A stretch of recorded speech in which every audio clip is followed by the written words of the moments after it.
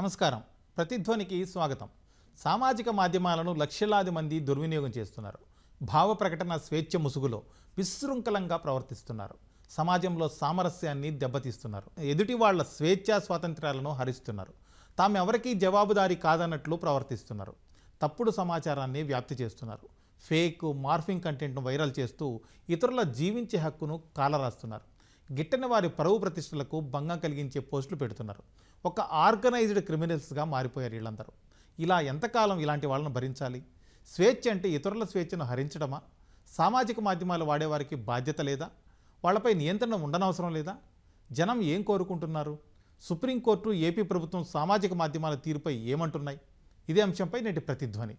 మన చర్చలో పాల్గొంటున్న వారు పూల దేవేందర్ గారు, సెస్లో రాజకీయ పరిశోధకులు, అలాగే బొద్దులూరి యష్ గారు, సోషల్ మీడియా యాక్టివిస్ట్, అలాగే సాయి సతీష్ గారు, సైబర్ వ్యవహారాల నిపుణులు. ముందుగా దేవేంద్ర గారు, ఇప్పుడు సోషల్ మీడియా పైన నియంత్రణ తప్పదంటారా? జరుగుతున్న పరిణామాలు, అలాగే సుప్రీంకోర్టు ఆదేశాలు, ప్రభుత్వ ఆలోచనలు ఇవన్నీ చూస్తుంటే ఏం సూచిస్తున్నాయి? ఖచ్చితంగా అండి. సోషల్ మీడియా అనేది ఒకప్పట్లా ఒక ఎలైట్ క్లాస్ యూసేజ్ టూల్ కాదు. ఇప్పుడు దాదాపు ఇండియాలో మోర్ దెన్ 700 మిలియన్ అంటే 70 కోట్ల మంది కన్నా ఎక్కువ మంది సోషల్ మీడియాలో వివిధ రకాల ప్లాట్ఫామ్స్లో అకౌంట్స్ని కలిగి ఉన్నారు. ముఖ్యంగా ఫేస్బుక్, ట్విట్టర్, ఇన్స్టా, యూట్యూబ్ వీటిని యూస్ చేసుకొని తమ భావాల్ని వ్యక్తపరుస్తూ ఉన్నారు. ఒక విధంగా ఇవి హెల్ప్ చేస్తున్నప్పటికీ కూడా, ప్రజల్లో అవేర్నెస్ లాంటివి పెరుగుతున్నప్పటికీ కూడా, కొన్ని యాంటీ సోషల్ ఎలిమెంట్స్ ఈ టూల్ని యూస్ చేసుకొని చాలా ఎక్కువగా సమాజంలో చెడుని ప్రభావితం చేయడానికి ట్రై చేస్తున్నాయి. ఆ పోకడలే మనం రీసెంట్ టైమ్స్లో చూస్తున్నాం. అండ్ ఎస్పెషలీ వ్యక్తుల యొక్క వ్యక్తిగత హననం, హేట్ స్పీచెస్ని ప్రమోట్ చేయడం కానీ, లేదా క్యారెక్టర్ అసాసినేషన్ కానీ, ఇవి ఎక్కువ అవుతున్న కొద్దీ రెగ్యులేషన్ కావాల్సిన నెసెసిటీ కూడా పెరుగుతూ ఉంటుంది. మనకు 2000లోనే ఐటీ యాక్ట్ తీసుకొని వచ్చినప్పుడే అందులో మనకు సెక్షన్ 66 కానీ 67 కానీ ఎలక్ట్రానిక్ గ్యాడ్జెట్స్ని యూజ్ చేసి సోషల్ మీడియా ప్లాట్ఫామ్స్లో క్రైమ్స్కి పాల్పడితే వాటిని ఏ విధంగా రెగ్యులేట్ చేయాలి, వాటిని ఏ విధంగా పనిష్ చేయాలని మనకు గైడ్లైన్స్ ఇవ్వడం జరిగింది. తర్వాత దాన్ని 2008లో అమెండ్ చేయడం జరిగింది. రీసెంట్గా 2021లో మనకు ఐటీ ఇంటర్మీడియటరీ గైడ్లైన్స్ తీసుకొని వచ్చి అందులో కూడా ఈ సోషల్ మీడియాలో పెడుతున్న కంటెంట్ జవాబుదారీతనం లేకుండా పోకూడదు. బోత్ ప్లాట్ఫామ్స్, ఏవైతే ప్లాట్ఫామ్స్ని యూస్ చేసుకొని వీళ్ళు కంటెంట్ని పోస్ట్ చేస్తున్నారో వాళ్ళల్లోనూ, అలాగే పోస్ట్ చేస్తున్న వాళ్ళల్లో కూడా దీన్ని రెగ్యులేట్ చేస్తున్నారు. దీన్ని మనం పూర్తిగా ఎలా పడితే అలా వాడకూడదు అన్న ఒక కట్టడి ధోరణిని తీసుకురావడానికి ట్రై చేశారు. మనకు ఆర్టికల్ 19లో కూడా అదే చెప్తారు. ఆర్టికల్ 19(1)(a)లో మనకు ఫ్రీడమ్ ఆఫ్ స్పీచ్ చెప్తుంది. ఆర్టికల్ 19(1)(b)లో మనకు ఏ రిస్ట్రిక్షన్స్, ఇంటిగ్రిటీ, పబ్లిక్ ఆర్డర్ కోసమని ఫ్రీడమ్ ఆఫ్ స్పీచ్ పైన రిస్ట్రిక్షన్స్ పెట్టచ్చు అని మనకు రాజ్యాంగం చెప్తుంది. దానికి అనుగుణంగానే ఇప్పుడు సుప్రీంకోర్టు చెప్తున్నదైనా, లేదా రీసెంట్గా మనకు ఆంధ్రప్రదేశ్ గవర్నమెంట్ కొత్తగా దీన్ని రెగ్యులేట్ చేయడానికి, ప్రభుత్వాలపైన ముఖ్యంగా బురద చల్లడానికి, ఫేక్ ప్రచారాలు చేయడానికి, మనం రీసెంట్ టైమ్స్లో ఈ యూరియా గురించి కానీ, ఇంతకుముందు ఆనియన్, సాల్ట్ క్రైసిస్ అన్నది సొసైటీలో ఈ సోషల్ మీడియా ఫేక్ ప్రచారాలని యూస్ చేసుకొని ఎంత దారుణమైన పరిస్థితుల్లో రావడానికి వచ్చిందో మనం చూసాం. సో అటువంటిని కట్టడి చేయడానికి ఖచ్చితంగా ఇప్పుడు రెగ్యులేషన్స్ అవసరం. ఆ ధోరణిలోనే ప్రభుత్వాలు కూడా ఆలోచిస్తున్నాయి. యష్ గారు, మీరు ఒక ఐటీ ప్రొఫెషనల్, అదే టైంలో సోషల్ మీడియాలో కూడా చాలా యాక్టివ్గా ఉంటారు. ఇప్పుడు జరుగుతున్న పరిణామాల మీద మీ అభిప్రాయం ఏంటి?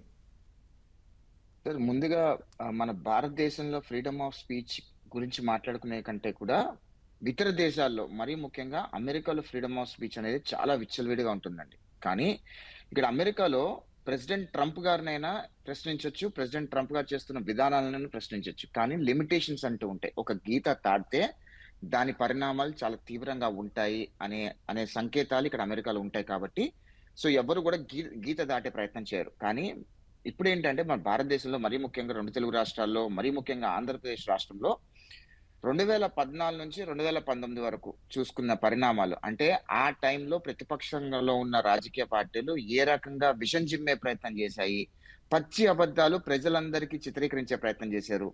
కొంతమంది పొలిటికల్ కన్సల్టెంట్స్ వచ్చి అబద్ధాలను నిజాలుగా చిత్రీకరించే ప్రయత్నం చేసి ప్రజల్ని ఏ రకంగా బురిడి కొట్టించారో 2019 పరిణామాలు మనం చూసాము.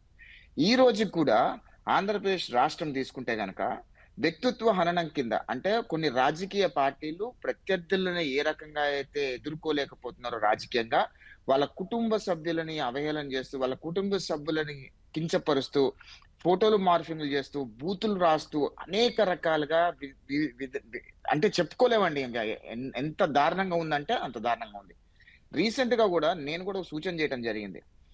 మన భారతదేశంలో ప్రతి సోషల్ మీడియా యాక్టివిస్ట్‌కి అంటే ప్రతి ఒక్కళ్ళకి గూడా ప్రతి సోషల్ మీడియా హ్యాండిల్‌కి ఆధార్ కార్డ్‌ని అనుసంధానం చేయాలి.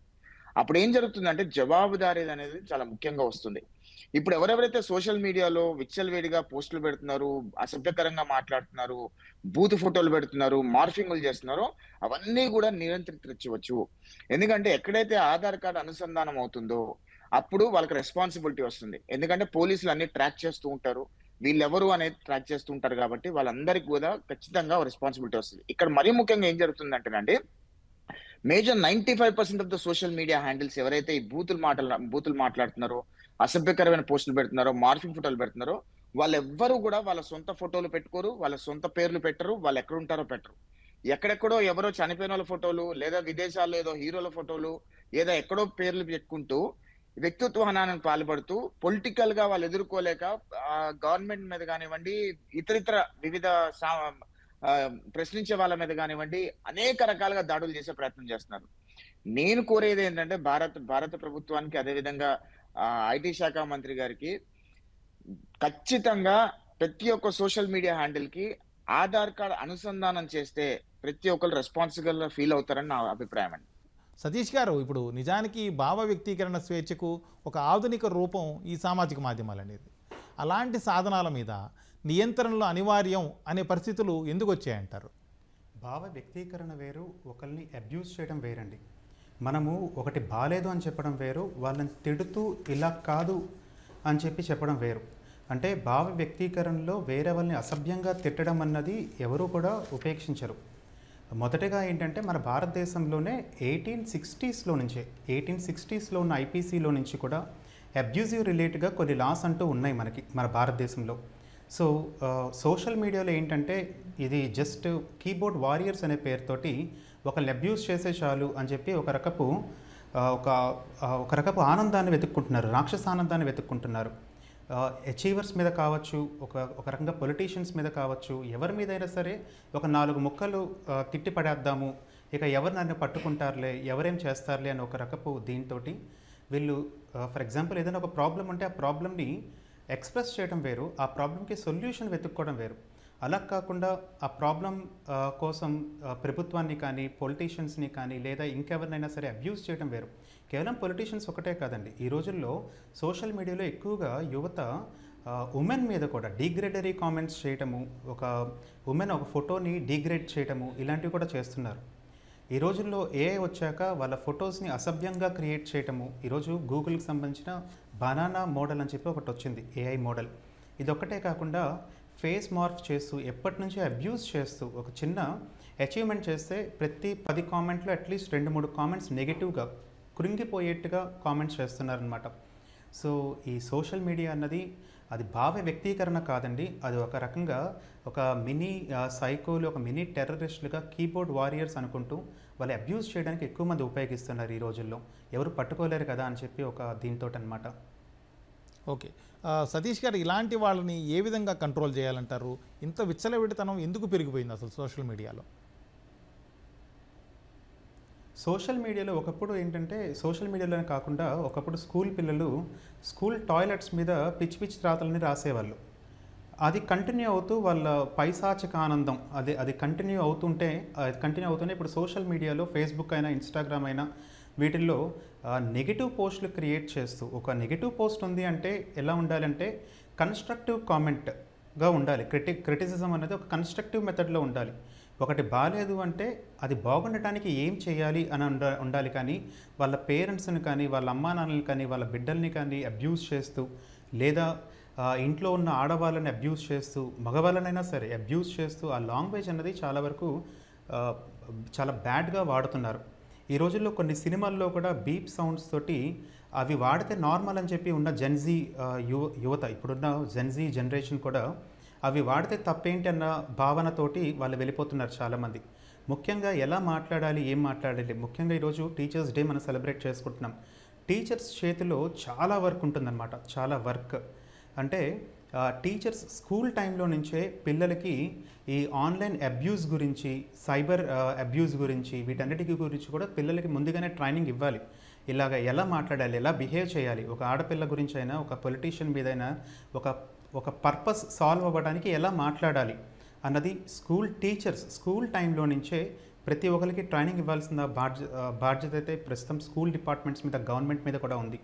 ఎందుకంటే ఏది పడితే అది కీబోర్డ్లో టైప్ చేయడానికి వచ్చు కదా, నా దగ్గర ఒక స్మార్ట్ ఫోన్ ఉంది కదా అని చెప్పి ఏది పడితే అది మాట్లాడటం, ఏది పడితే అది రాతలు రాయడం కరెక్ట్ కాదు. సమాజంలో మనం ఉన్నప్పుడు ఎలాంటి పదాలు మాట్లాడాలి, ఆ పదాల వల్ల వాళ్ళు ఎలాగా నొచ్చుకుంటారా, వాళ్ళకి ఎలాంటి ప్రాబ్లమ్స్ ఫేస్ చేస్తారు అన్నది ఆలోచించాలి.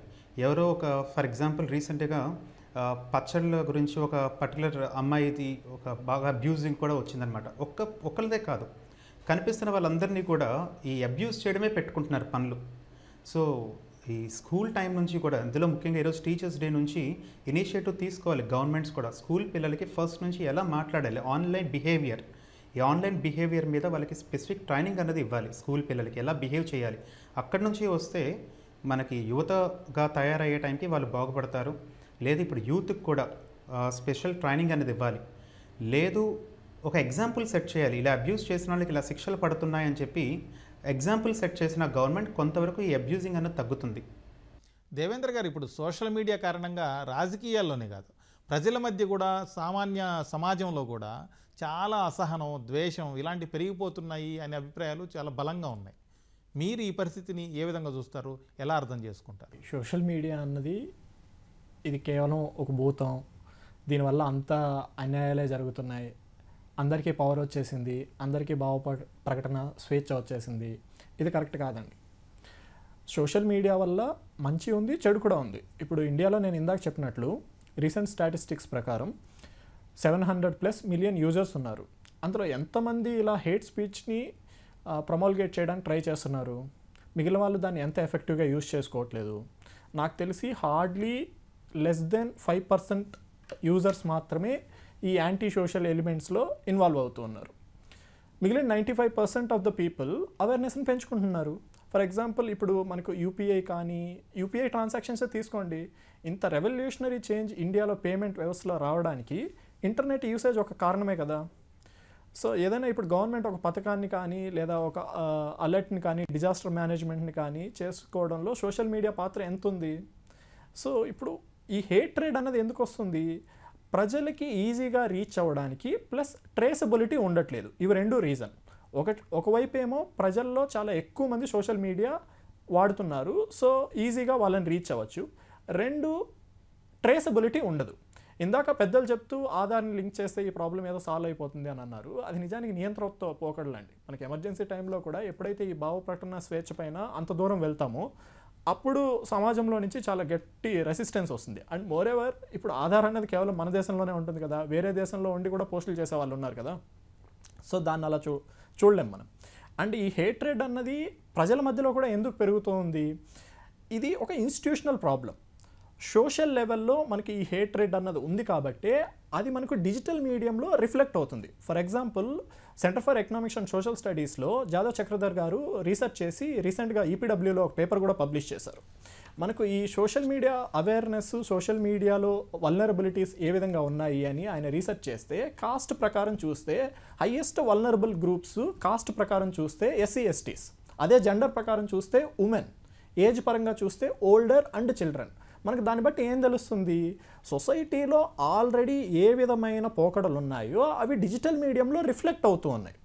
సో దాన్ని ఎక్స్ట్రీమ్గా యూజ్ చేసుకోవడానికి కొంతమంది వాడుతున్నారు, అది నిజం. ఇందాక పెద్దలు చెప్పినట్లు సినిమాల్లో కానీ, పేపర్లో కానీ ఈ హేట్ స్పీచెస్లు ఇస్తున్నారు కదా. అంతెందుకు పాలిటీషియన్స్ కూడా పబ్లిక్ మీటింగ్స్లో హేట్ స్పీచెస్ ఇవ్వడం మనం లాస్ట్ ఎలక్షన్స్లో మనం చూడలేదా? సో సోషల్ మీడియా అన్నది డెఫినెట్గా నియంత్రణతో కూడుకున్నది కాకుండా రెగ్యులేషన్ అన్నది అవసరం. బట్ అది ఏ లిమిట్ వరకు ఉండాలి అన్నదే మనకు ఆర్టికల్ 19 చెప్తుంది. ఆర్టికల్ 19 రెండింటిని బ్యాలెన్స్ చేస్తుంది. ఒకవైపు భావ ప్రకటన స్వేచ్ఛ ఉండాలి, రెండో వైపు అది పబ్లిక్ ఆర్డర్ని డిస్టర్బ్ చేయకూడదు. అందుకని మనకు సుప్రీంకోర్టు కూడా శ్రేయా సింఘాల్ కేసు అని మనకు 2013లో బాల్ ఠాక్రే గారు చనిపోయిన ఆ నేపథ్యంలో ఒక కేసు ఉంది. ఆ జడ్జిమెంట్లో కూడా 66A ఐటీ యాక్ట్ 2000ని తీసేయండి అని చెప్పింది. ఎందుకు అంటే భావ ప్రకటన స్వేచ్ఛ అన్నది ప్రజలకి ఖచ్చితంగా ఉండాలి, నో కాంప్రమైజ్. బట్ ఆ భావ ప్రకటన స్వేచ్ఛ అన్నది ఇతరుల యొక్క భావ ప్రకటన స్వేచ్ఛని హరించే విధంగాను, ఇతరుల యొక్క క్యారెక్టర్ అసాసినేషన్ చేసే విధంగా ఉండకూడదు. సో దానికి మనం ఏం చేయాలి అన్నది మాత్రమే మనం మాట్లాడుకోవాలి తప్ప సోషల్ మీడియా కంప్లీట్లీ సొసైటీకి వ్యతిరేకమనో, ఇది ఇప్పుడు కొత్తగా ఏదో హేట్రెడ్ని స్ప్రెడ్ చేస్తుందనో కేవలం ఇంటెన్సిఫై చేస్తుంది. అక్కడి వరకు మనం అందరూ అగ్రీ చేయొచ్చు. అంతే తప్ప ఈ హేట్రెడ్ అన్నది ఇప్పుడు పుట్టిందేం కాదు. ఓకే, యష్ గారు, ఇప్పుడు వ్యక్తిగత లేకపోతే వ్యవస్థాగత పోస్టులు అనే దానికి మధ్య ఈ విభజన రేఖ లేకుండా పోయింది, చెరిగిపోయింది దాదాపుగా. విచ్చలవిడితనం దాదాపుగా ఎక్కువ అయిపోయింది.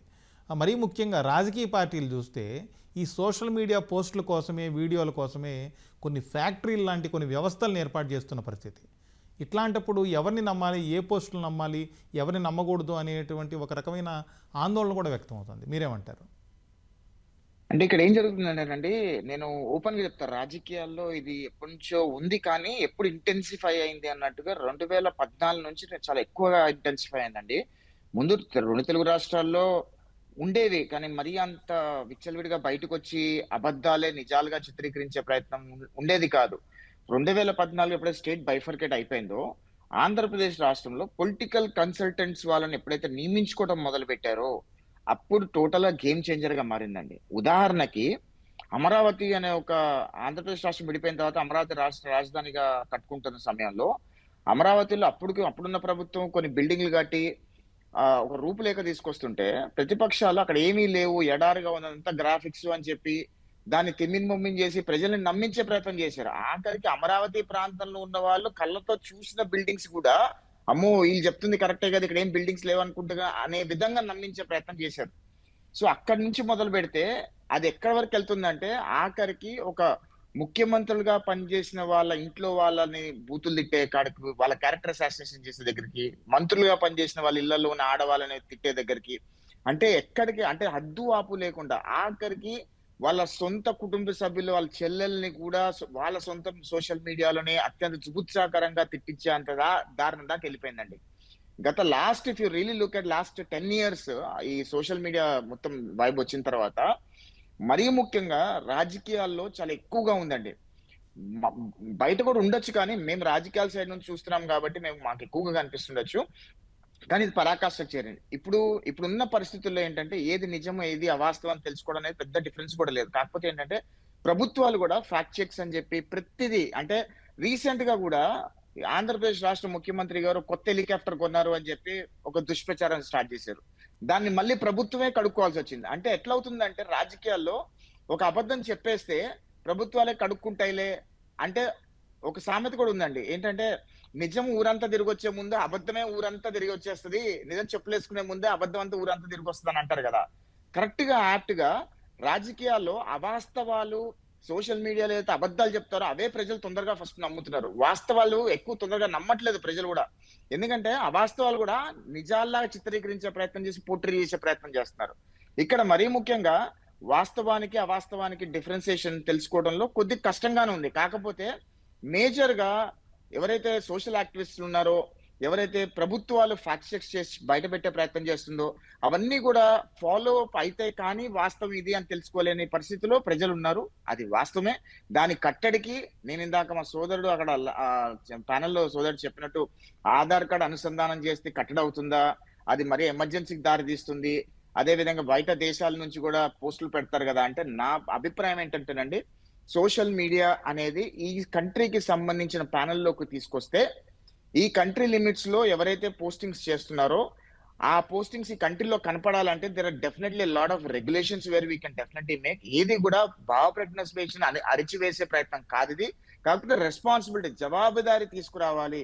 ఇప్పుడు ఒక ఆడపిల్ల గురించి ఒక మార్ఫింగ్ వీడియో పెడుతున్నాడు అంటే వాడికి భయం ఉండాలి. అరే నేను దొరికిపోతాను, నేను పెట్టానంటే నేను దొరికిపోతాను, నా ఐడీస్ అన్ని కూడా గవర్నమెంట్ దగ్గర ఉన్నాయి అనే ఒక భయం, భక్తి అనేది ఉండాలి. కాబట్టి నేను ఖచ్చితంగా సోషల్ మీడియా హ్యాండిల్స్ అన్నిటిగా ఆధార్ కార్డు అనుసంధానం చేయాలని చెప్పే ప్రయత్నం చేస్తున్నాము.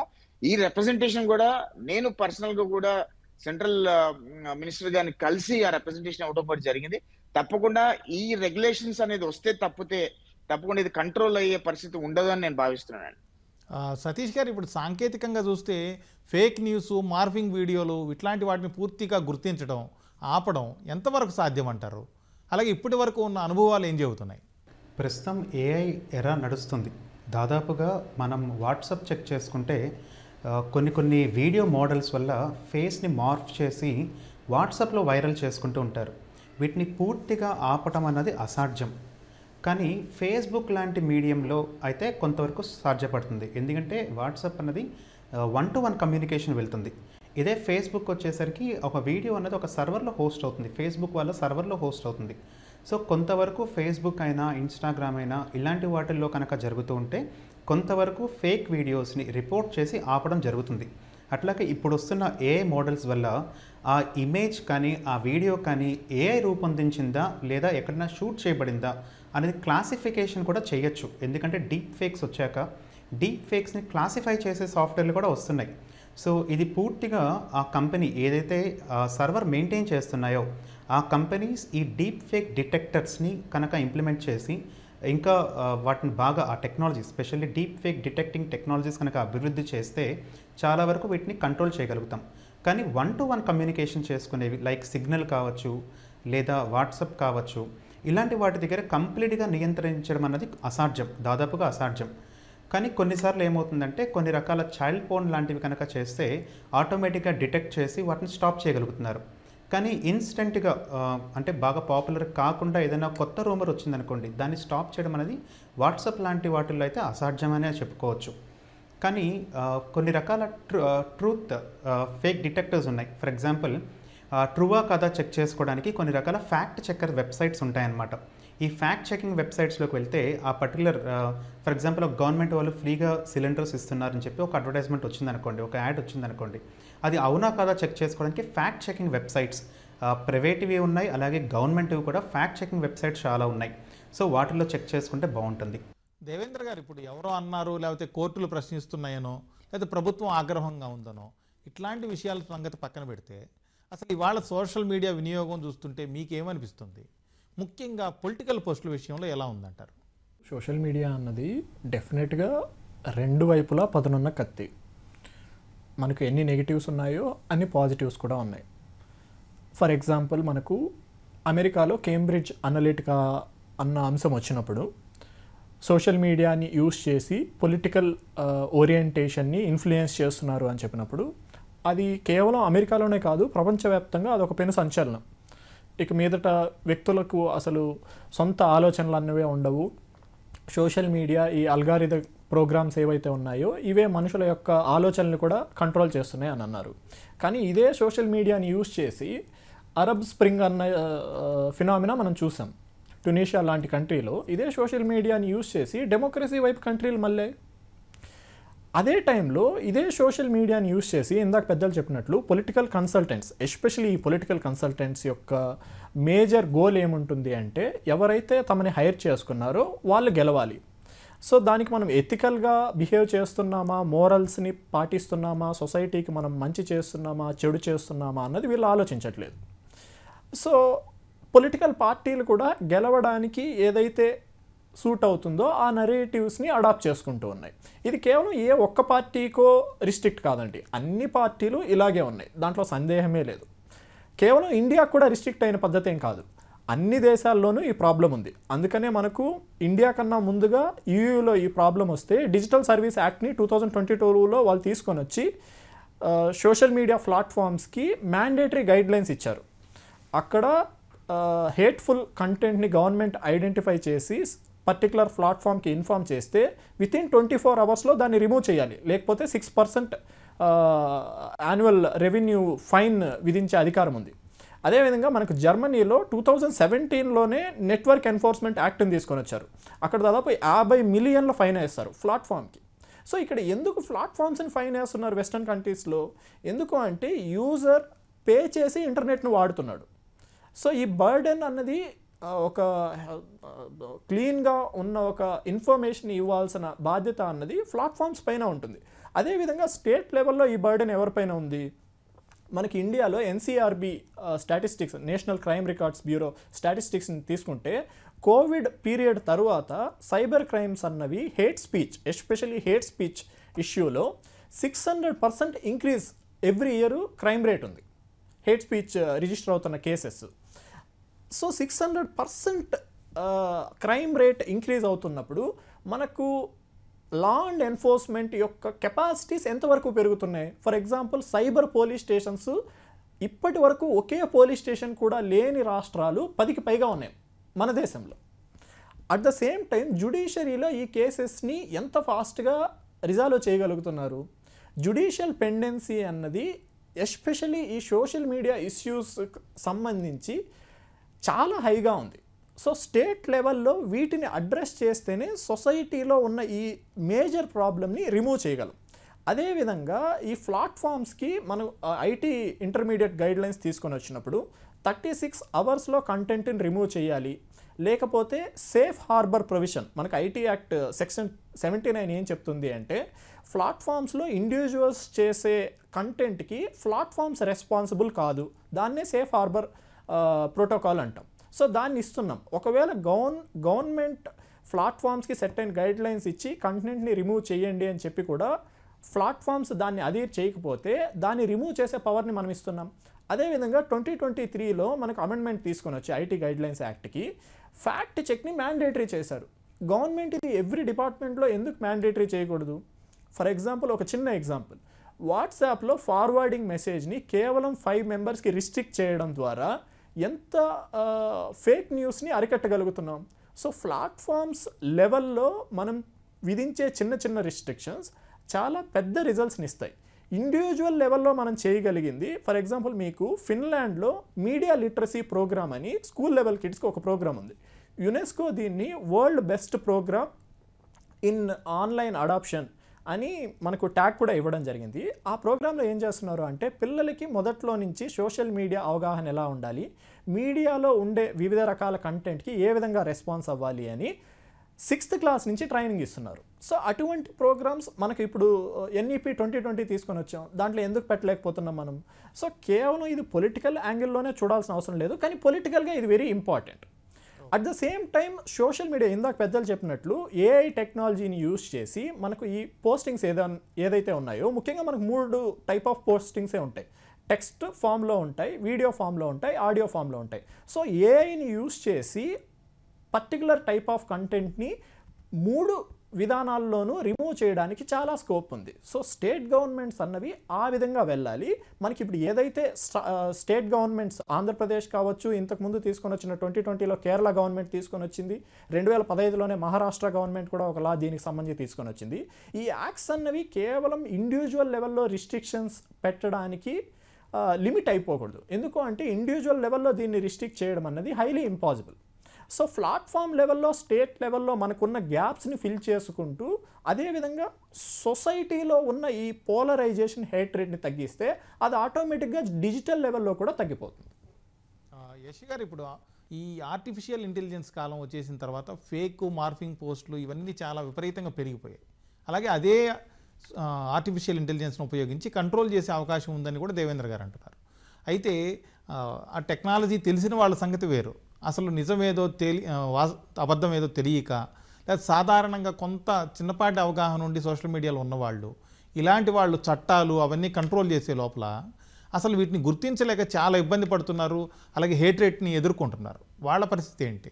I agree with that. కాకపోతే నేనేమంటానంటే ప్లాట్ఫామ్ టైం రెస్ట్రిక్షన్స్ పెట్టి దాన్ని యూటిలైజేషన్ లో తీసుకొచ్చే కంటే కూడా we need to help people responsible for it is the first motto. That should be the first motto అని బలంగా మనలో కూడా ఆ భావన రావాల్సిన అవసరం ఉంది. ఎందుకంటే ఎవరైనా సరే ఇప్పుడు ఒక AI ద్వారా ఒక ఇమేజ్ క్రియేట్ చేసేసి ఇది వాస్తవం అని చెప్పి మొత్తం, అంటే అది జనాలకు తెలుసు, అంటే గవర్నమెంట్కి తెలిసే లోపో, లేదా పోనీ ఎగ్జాంపుల్ నాది తీసుకోండి, నేను ఇక్కడ బతికే ఉన్నాను కానీ నేను చచ్చిపోయానని చెప్పి సోషల్ మీడియాలో వేసారనుకోండి, ఆ పోస్ట్ నాకు తెలిసే లోపే ఊరంతా తిరిగి వచ్చేసి ఎవరో నాకు ఫోన్ చేశారు, నువ్వు చచ్చిపోయావంట కదరా అని అడిగే స్థాయికి వచ్చేసింది. అంటే అట్లాంటి సిచ్యువేషన్స్ ఉన్నాయి ఇప్పుడు ప్రస్తుతము సమాజంలో. చాలా మటుకు మన భారతదేశంలో భౌగోళికంగా చూసుకుంటే educated people using these apps versus non educated using these apps అనేది చాలా మైనర్ చేంజెస్ ఉన్నాయి. చదువుకోని వాడు కూడా ఇవాళ ఏఐ వాడేస్తున్నాడు. ఫోన్ ఉన్నవాడు ప్రతి వాడి దగ్గర ఏఐ ఉంది.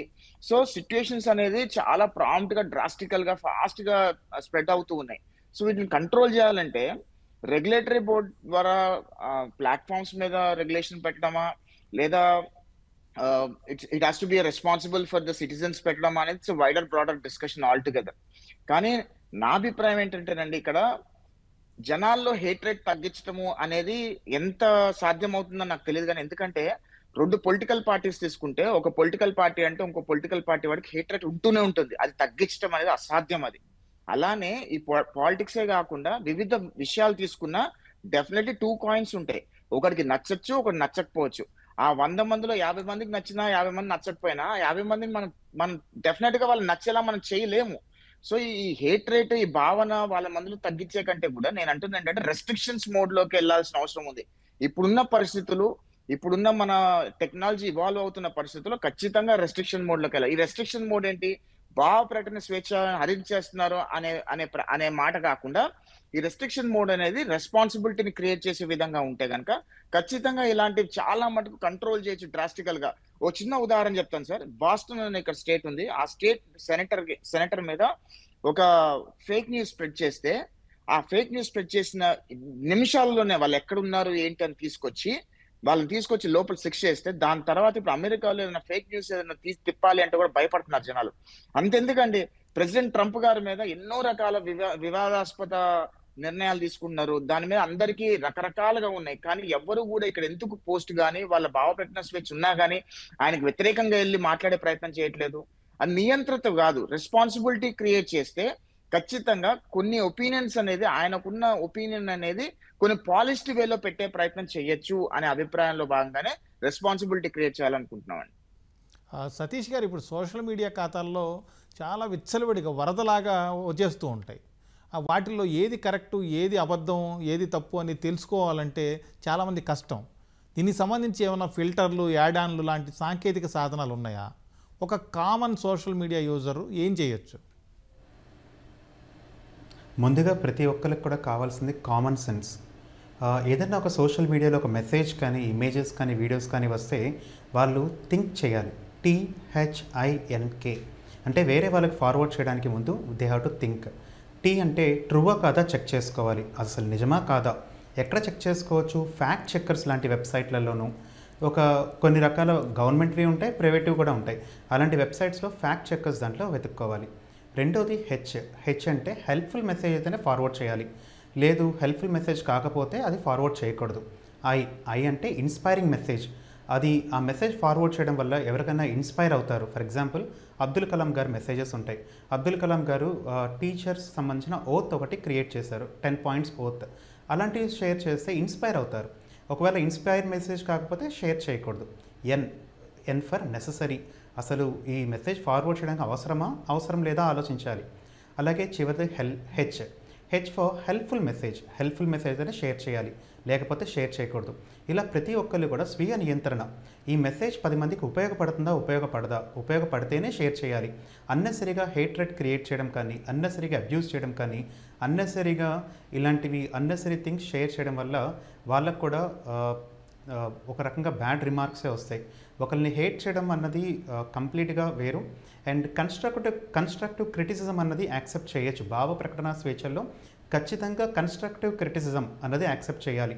అంతేగాని ఆ క్రిటిసిజంలో కనుక అబ్యూజివ్ పదాలు కనుక ఉంటే ఎవరు కూడా, ఏ పార్టీ అయినా కావచ్చు, ఏ పర్సన్ అయినా కావచ్చు, వాటిని యాక్సెప్ట్ చేయకూడదు.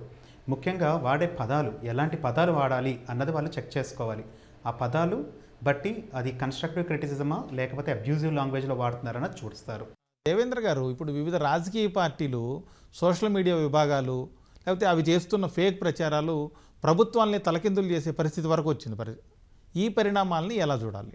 ఇది ఇమ్మీడియట్గా ప్రజల్ని రీచ్ అవ్వడానికి ఒక మాధ్యమంగా ఎవాల్వ్ అయిందండి. More and more social media users ఎప్పుడైతే పెరుగుతున్నారో పొలిటికల్ పార్టీస్కి ఇది చాలా ఈజీగా మారిపోయింది ప్రజల్ని. అండ్ మోర్ ఎవర్ ఇప్పుడు ఫర్ ఎగ్జాంపుల్ మనం మోడల్ కోడ్ని తీసుకున్నాం అనుకోండి, ఎలక్షన్స్కి ముందు అంటే ఎలక్షన్ జరిగే రోజు 48 అవర్స్ ముందు ప్రచారాన్ని ఆపేయాలి. కానీ సోషల్ మీడియాలో ప్రచారాన్ని ఎలా ఆపేస్తాం? సో అలాగే మామూలు ఛానల్స్లో మనకు కొన్ని రిస్ట్రిక్షన్స్ ఉంటాయి, మోరల్ నార్మ్స్ ఉంటాయి. అలాగే దానికి రెస్పాన్సిబిలిటీ అంటే అకౌంటబుల్గా కూడా అవుతాం మనం ఏదన్నా మాట్లాడినా ప్రచారం చేసినా. సోషల్ మీడియాలో ఇటువంటి అకౌంటబిలిటీ రావడానికి ఛాన్స్ లేదు. అండ్ మోరెవర్ ఒక పార్టీ వాళ్ళు ఇంకొక పార్టీ గురించి ఏం మాట్లాడినా కానీ దీన్ని ఎవరు చేస్తున్నారు అన్నది తెలియదు.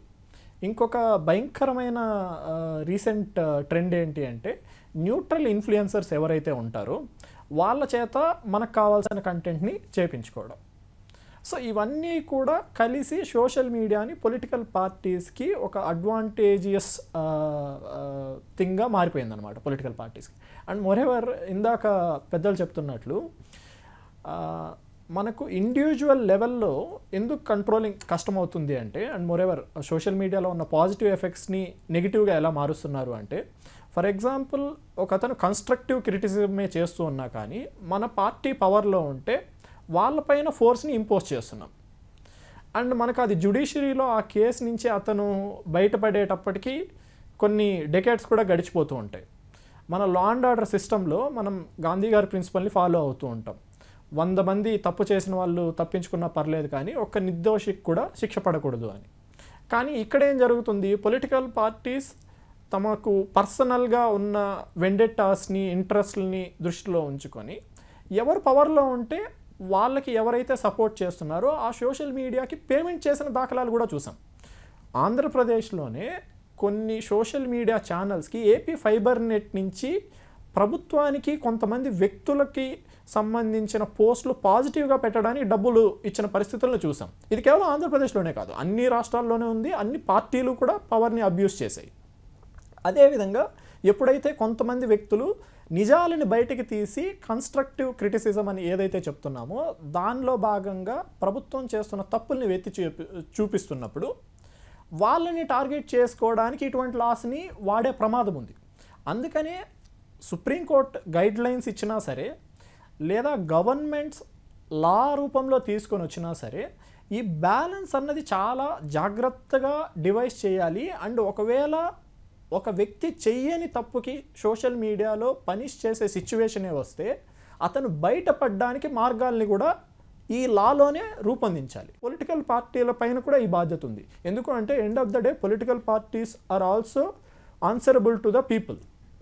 కాబట్టి ఈ బ్యాలెన్స్ని మనం కాపాడుకోవడానికి లెజిస్లేషన్ జరిగే టైంలో స్టేక్ హోల్డర్ అప్రోచ్ అన్నది తీసుకోవాలి. కేవలం కొన్ని పొలిటికల్ పార్టీల వెర్షనో లేదా గవర్నమెంట్ వెర్షనో కాకుండా సోషల్ మీడియాలో ఉన్న యాక్టివిస్టులను కూడా ఏ విధమైన ప్రాబ్లమ్స్ ఉన్నాయి, జ్యుడిషియల్ ఎక్స్పర్ట్స్ని కూడా తీసుకొని వచ్చి దీన్ని ఏ విధంగా మనం చేయగలం, అలాగే టెక్నికల్ ఎక్స్పర్ట్స్, ఇందాక ఏఐ గురించి మీరు మాట్లాడుతున్నారు, టెక్నికల్ ఎక్స్పర్ట్స్ని కూడా తీసుకొని వచ్చి ఒక లెజిస్లేషన్ చేసేటప్పుడు దీంట్లో ఎవరైతే ఇన్వాల్వ్ అయి ఉన్నారో పాజిటివ్స్ నెగిటివ్స్ అన్ని వైపులా స్టేక్ హోల్డర్స్ని తీసుకొని వచ్చి దానిపైన ఒక డిబేట్ పెట్టి మనకు కమిటీస్ని అపాయింట్ చేసి తర్వాత ఒక లెజిస్లేషన్ని తీసుకొని వస్తే ఒక కాంప్రహెన్సివ్ లెజిస్లేషన్ అన్నది క్రియేట్ అవుతుంది. అంతే తప్ప ఇప్పుడు ఏదో ఒక సిచ్యువేషన్ క్రియేట్ అయిపోయింది అని చెప్పి దానికి రెస్పాన్సివ్గా ఒకటి తయారు చేస్తే మళ్ళీ దాంట్లో ఉన్న లొసుగుల్ని వెతుక్కొని కొంతమంది మళ్ళీ లాభపడే ఛాన్సెస్, కొంతమందికి కీడు చేసే సిచ్యువేషన్స్ క్రియేట్ అవుతాయి. యష్ గారు, ఇప్పుడు ప్రతిపక్షంలో ఉన్నటువంటి కొన్ని ప్రధాన పార్టీలు సోషల్ మీడియా మీద విచ్చలవిడిగా భారీ ఎత్తున నిధుల్ని ఖర్చు చేస్తున్నాయి. చాలా దానికోసం అలాంటివి మెసేజ్ని స్ప్రెడ్ చేయడం కోసం వందలాది మందిని నియమించుకుని మరీ పనిచేస్తూ ఉన్నాయి. ప్రభుత్వాల మీద ప్రజల్లో ఒక అపోహలు సృష్టించేలాగా ఆ పోస్టుల్ని వైరల్ చేస్తూ ఉన్నాయి. వీటి మీద ప్రభుత్వాలు ఎందుకు సరైన కఠిన చర్యలు తీసుకోవడం లేదంటారు? సార్, ఇక్కడ ప్రాబ్లం ఏంటంటే సార్, ప్రభుత్వాలు కఠిన చర్యలు తీసుకోవట్లేదు అనేకంటే కూడా ఉదాహరణ చెప్తాను సార్. ఇప్పుడు ఏంటంటే ఇప్పుడున్న ప్రభుత్వం ఆంధ్రప్రదేశ్ రాష్ట్ర ప్రభుత్వం కానివ్వండి, తెలంగాణ రాష్ట్ర ప్రభుత్వం కానివ్వండి, ఎగ్జాంపుల్ ఉదాహరణకి చంద్రబాబు నాయుడు గారు కూటమి ప్రభుత్వం, వాళ్ళు చేస్తున్న మంచి పనులు చేసుకుంటూ వాళ్ళు అభివృద్ధి చేసుకుంటూ వెళ్తుంటే వెనక నుంచి పదే పదే దుమ్మెత్తి పోసే ప్రయత్నం చేస్తున్నారు, అవాస్తవాలు చెప్పే ప్రయత్నం చేస్తున్నారు. ఇక్కడ ప్రభుత్వం అభివృద్ధి మీద ఫోకస్ పెట్టాలా, సంక్షేమం మీద ఫోకస్ పెట్టాలా, రాష్ట్రంలో ఉన్న ప్రజలకు కావాల్సిన నీడ్స్ మీద ఫోకస్ పెట్టాలా, లేదా వీళ్ళు ఏదైతే దుష్ప్రచారాలు చేస్తున్నారో దాన్ని కౌంటర్ చేసే ప్రయత్నం చేయాలా? అంటే ఇట్స్ ఆల్ అబౌట్ సైకిల్ అండి. సిచ్యువేషన్ ఏంటంటే ఇక్కడ ఎగ్జాంపుల్ నా ఉదాహరణ తీసుకోండి. 2019 నుంచి 2024 వరకు ఆనాటి జగన్మోహన్ రెడ్డి గారి ప్రభుత్వం చేస్తున్న అరాచకాల మీద, అకృత్యాల మీద నిరంతరంగా సోషల్ మీడియా వేదిక మీద వాస్తవాలు ప్రజలకు అందించే ప్రయత్నం చేస్తున్నాం. వాస్తవాలు ప్రజలకు అందిస్తుంటే నేనేదైతే మాట్లాడుతున్నానో నా గొంతు నొక్కేయడం కోసం మా పేరెంట్స్ మీద దాడి చేశారు, నా మీద కేసులు పెట్టారు, అనేక రకాలుగా ఇబ్బందులు పెట్టి భయభ్రాంతులు గురేసే ప్రయత్నం చేశారు. ఎందుకు? వాస్తవాలు ప్రజలు చేరవేస్తున్నాం కాబట్టి. అదే అవాస్తవాలు ఇప్పుడు చేరవేస్తున్నా సరే ఇప్పుడున్న ప్రభుత్వము కనీసము అంటే అంత అంత ఎందుకు వాళ్ళని అరెస్ట్ చేయాలి, దాని మీద ఎందుకు టైం వేస్ట్ చేసుకోవాలి, మనం అభివృద్ధి మీద ఫోకస్ పెట్టాలి, సంక్షేమం మీద ఫోకస్ పెట్టాలని చెప్పి చంద్రబాబు నాయుడు గారి ప్రభుత్వం, కూటమి ప్రభుత్వం ఆ వేళ వెళ్తుంది కాబట్టే ఇలాంటి వాళ్ళందరూ విచ్చలవిడిగా పెరిగిపోతున్నారు. ఉదాహరణకి 2014 నుంచి 2019 వరకు చంద్రబాబు నాయుడు గారి ప్రభుత్వం 2019లో ఓడిపోవడానికి కారణం కూడా ఆనాటి ప్రతిపక్ష పార్టీ వైఎస్ఆర్ కాంగ్రెస్ పార్టీ విచ్చలవిడిగా పచ్చి అబద్ధాలు చిత్రీకరించే ప్రయత్నం చేస్తే ప్రజలందరూ నమ్మి మోసపోయి చంద్రబాబు నాయుడు గారి ప్రభుత్వం కూలిపోవడం జరిగింది. దాని తర్వాత జగన్మోహన్ రెడ్డి గారు రావడం జరిగింది. ఇలా కొన్ని చాలా బ్రాడర్ వేలో చాలా ఉదాహరణలు ఉన్నాయి.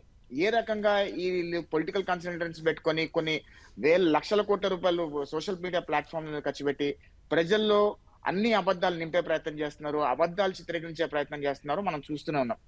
వీటికన్నిటికీ కూడా ప్రభుత్వాల నియంత్రణ లేకపోతే కనుక ఖచ్చితంగా ఇది ఇంకొక ఎట్లా అంటే టెర్రరిజం, సోషల్ మీడియా టెర్రరిజం కి దారితీస్తుంది అని నేను అనుకుంటున్నానండి.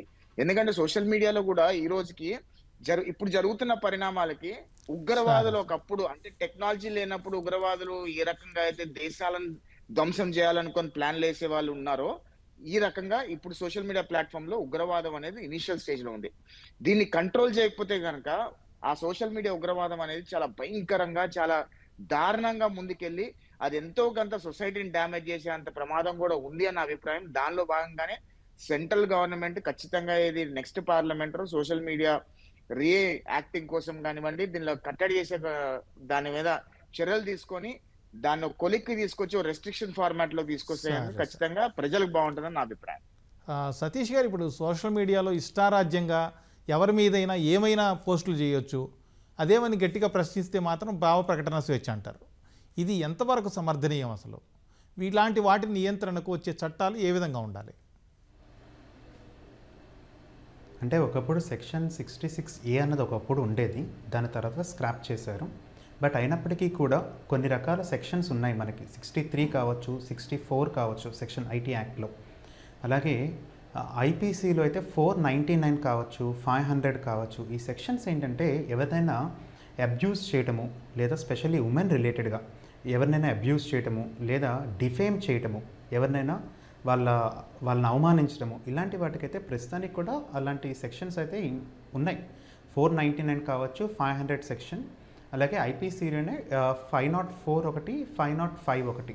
ఈ సెక్షన్స్ ఇప్పటికి కూడా ఎవరినైనా డిఫేమ్ చేసినా, లేకపోతే ఒకరితో అబద్ధం చెప్తూ వాళ్ళు చేయని పని చేస్తున్నట్టుగా అబ్యూస్ చేస్తున్నప్పటికీ కూడా ఇలాంటి సెక్షన్స్ అయితే ఉన్నాయి.